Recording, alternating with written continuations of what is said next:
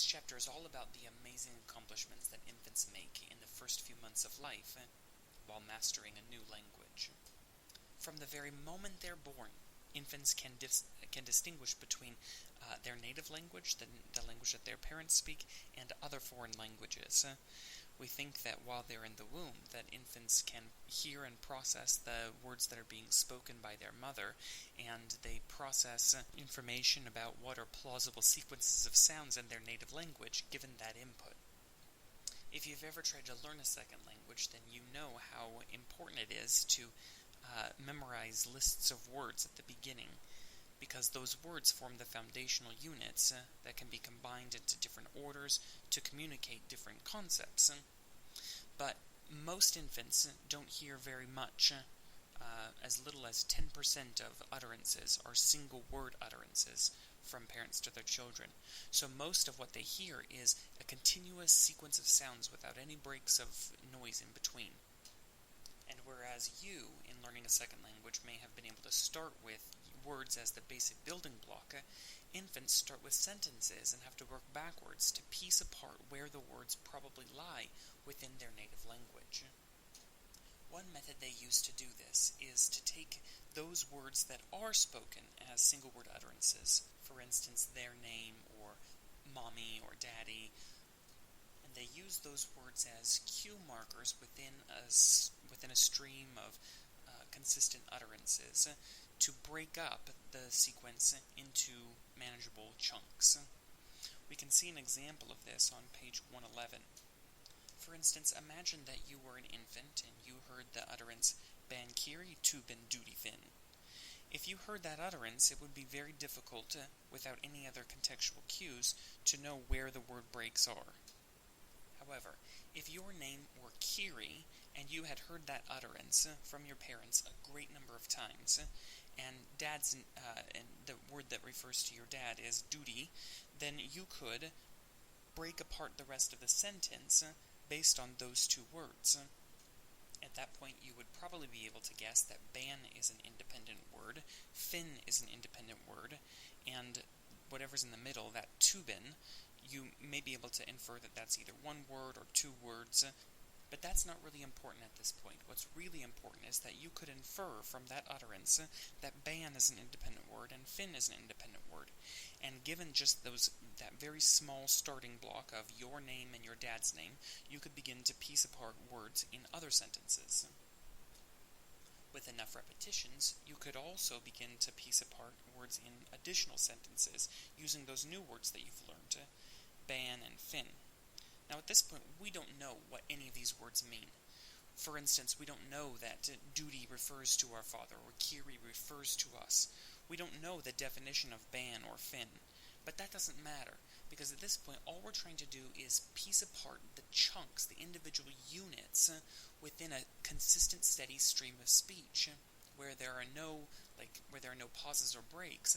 We need to be able to infer where those word breaks really exist. Now, this is just really a starting hypothesis at this point about how infants might be parsing out the words from a sequence of speech. But in order to know whether this is actually how infants process words, we have to look to some very sensitive kinds of research paradigms. One of those is described on page 108, the head-turn preference paradigm. This is a brilliant setup here, and as you can see in this image, you set an infant on the parent's lap, but you pipe some music into the parent's headphones so that they can't unconsciously or intentionally cue their infant to pay attention to one of the speakers or the other. You also will set up two speakers, one on each wall. And the infant is already predisposed to looking at the direction from which he's hearing a sound, or she is hearing a sound, that he's interested in. And so when they pipe some noise through the speaker, the infants will orient toward that speaker, look at it. But during a familiarization phase of the experiment, the researchers will reinforce this behavior by only presenting the sound out of the speaker for as long as the infant is looking at the speaker. They'll also flash a little red light to orient the infant, to grab the infant's attention before the speaker begins to play any noise. Now, if infants are able to differentiate between two stimuli, they will pay attention to one of the speakers more or less if it's a piece of information, a word, or a sound that they are more familiar with versus if they're less familiar with it. So based on how long an infant looks at a speaker, we can infer something about the infant's state of mind. So here's an example. During a familiarization phase, a researcher might present a word like bike, bike, bike to an infant. And then during a test phase, he'll present the word bike in one speaker and the word dog in another speaker. If the infant looks longer at one speaker than at the other, we can infer that the infant is recognizing there is a difference between these words. It does not mean that the infant understands the meaning of the words. All it means is that the infant is not treating these two words as the same. He or she is more familiar with one of the words than the other. It doesn't even really matter relatively how long the infant spends looking at one speaker or the other. If he spends more time looking at the speaker that said bike or more time looking at the speaker that said dog, all we care about is that there is some difference between the length of time that he spends looking at one or the other. Sometimes a child will show a preference for a word that they are already familiar with, sort of like a oh, I know what that is effect, but sometimes they'll be more interested in a word that they're unfamiliar with, a novel word. And it just depends on the situation, the age of the child, how many times they've heard the word before, things like that. So what really matters here in this situation is that the child is distinguishing between the two stimuli. So now back to page 111, where we start with this hypothesis that perhaps infants are piecing apart words within a steady sequence of sound, using words that they're more familiar with. If, for instance, we were to present an infant with a sentence like, Maggie's bike had big black wheels, then the word that comes right after the infant's own name, Maggie, would be bike, and the infant would pay more attention to that word bike.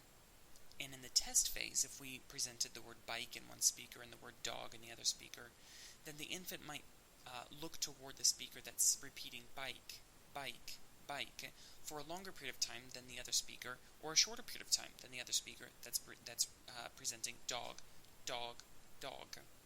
Now the critical comparison at this point is not the bike versus dog, but one condition where the sentence that the familiarization phase included was Maggie's bike had blah blah blah versus some other kid's name, like Tommy's bike had big black wheels. If we use another infant's name, one that the infant isn't familiar with, then that won't serve as a cue for parsing apart the rest of the sentence. So if we compare the sentence including the infant's own name, Maggie, versus one that includes a different infant's name, like Sally or Tommy or whatever, then the infant won't distinguish between the word bike being repeated in one speaker and the word dog being repeated in the other speaker. In other words, the infant won't have used that name as a cue to differentiate the word bike from the rest of the sentence if the infant didn't hear its own name first in order to use it as a cue for the parsing. Now, this is one way that infants really, in fact, do parse words out from a sentence. They begin to use this strategy around the age of 6 months. Apparently, having started with this foundational skill of using one's own name, or mommy's name, or daddy's name in a sentence to parse out the words, using those as anchors within the sentence, they eventually are able to pick out enough additional words that by 7.5 months of age, they can parse out the words of a sentence in its entirety. We know that because if we use a series of sentences that all use the same word, like bike, his bike had big black wheels, the girl rode her big bike, her bike could go very fast, the bell on the bike was really loud. If we present these sentences to an infant, then in a test phase, we can present the word bike and the word dog repeated through the different speakers, and the infant will orient toward the speaker that uses the word bike more often or less often, In other words, they're distinguishing between the words bike and dog, because bike is a familiar word now and dog is not. In this latter example, we see that infants don't even need anchors within the sentence. They don't need like a name embedded in the sentence in order to parse out the words of that sentence. Rather, by 7.5 months, they have just acquired the ability, without any help or anchors within the sentence, to parse out any of the words that appear there. So how is this possible? Well, there are certain phonotactic constraints that exist within any given language that constrain in what ways phonemes can be combined together to make up a word. As you read on page 112, there's a string here of letters that needs to be parsed into, say, 6 words. Now, there are different ways that you could split these up, in almost, not quite, but almost infinite number of ways. But some of those ways are going to make better sense to us than others. And if you were to actually do this exercise with the pencil here on page 112, and we compared it to mine or anybody else's performance, I split it up as ban, riptang, bop, kestern, lad, floop. How did you split yours up? If you split yours up similar to mine, then that demonstrates that we have an English kind of way of thinking about what rules constrain the words that could be made out of this sequence of sounds. But very few people probably split it up something like what the authors present next. Ban, re, ptang, bow, kester, nlad, oop. That doesn't make any sense to us, given the English kinds of constraints on languages. And if you did Web Activity 4.2, you saw that there were some sounds that made better sense to us in English, even when they were gibberish words, and we could pick between the ones that made sense and followed English constraints. But when doing other languages, when trying to parse out words from other languages, we were notoriously terrible at it. I personally got 1 right in each of those other 2 examples of languages. So what are those rules that make up our phonotactic constraints, that dictate for us where we can separate words, what sequences of sounds are allowed at the beginning of a word or in the middle or at the end of a word? Well, one of the things that really cues us in is our stress patterns. Some languages don't have any differences in the stresses that are placed upon different syllables within a word, but in English we use both a trochaic stress pattern and an iambic stress pattern. And a trochaic stress pattern is about 10 times more common than an iambic stress pattern.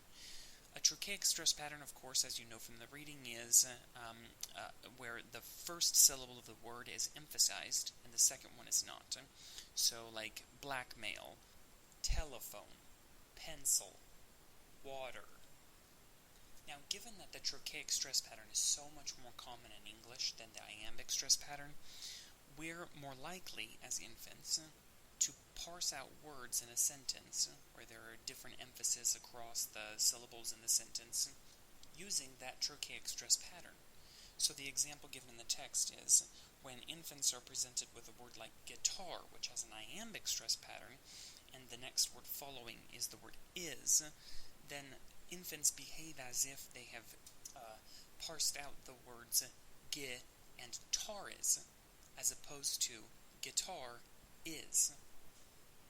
Now, the problem that we encounter at this point is, sure, these are strategies that infants can use, but it pre-requires in both instances that infants have started with the ability to have parsed out a few beginning words. For instance, infants can't know that we commonly employ a trochaic stress pattern in English unless they've already parsed out enough words to rely on that as a general rule. So infants can't be using this rule here at the outset of their linguistic abilities. Indeed, infants only show this ability to understand the phonotactic constraints in their native language around about 9 months of age. So what's going on between 6 months when they don't have any ability to parse words and 9 months when they have an almost perfect understanding of the phonotactic constraints in their native language? That's where we'll turn next.